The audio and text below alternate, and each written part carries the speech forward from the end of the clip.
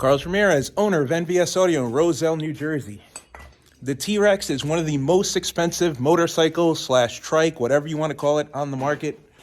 Please stop spending all this money on these bikes and letting people completely trash and destroy them. Like, it doesn't make sense. You're buying one of the most expensive vehicles on the market when it comes to secondary vehicle. It's not a car, it's not a truck. Some people call them a motorcycle, some people don't. But it's a really expensive toy to just let people destroy it. Check this out. Carlos Ramirez, owner of NVS Audio in Roselle, New Jersey. We got Dave here in the back training with us. He's hanging out for the week.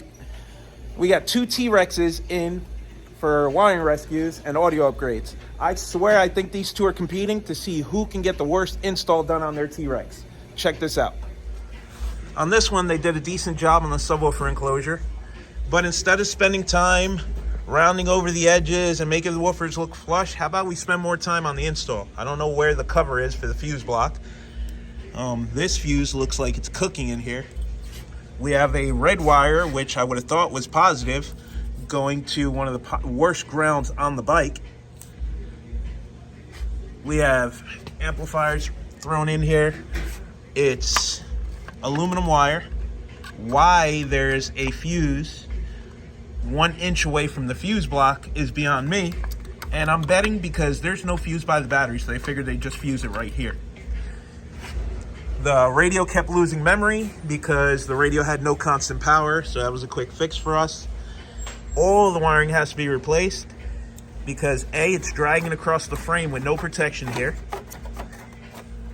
It's aluminum.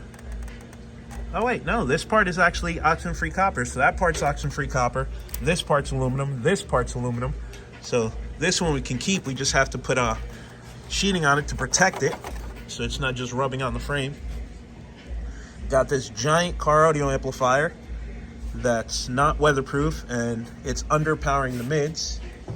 And then we have this one, which is even less power.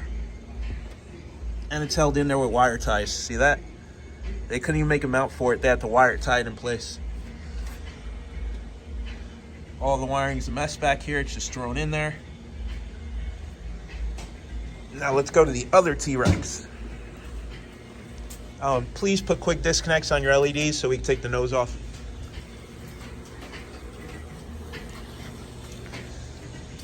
So this one's wired just as bad. They added a second battery, but it's held in with wire ties. That's not safe. This one I'm 100% sure is aluminum wire, not copper. So we're gonna have to change all that. Got a Tampino amp over there.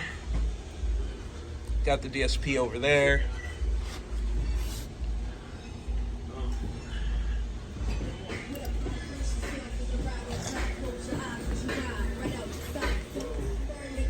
The wiring on this one is much better than it is on the other one.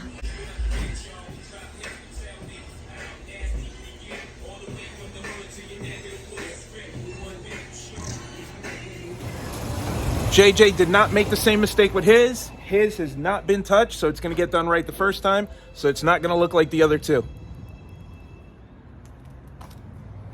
We're starting on this one next.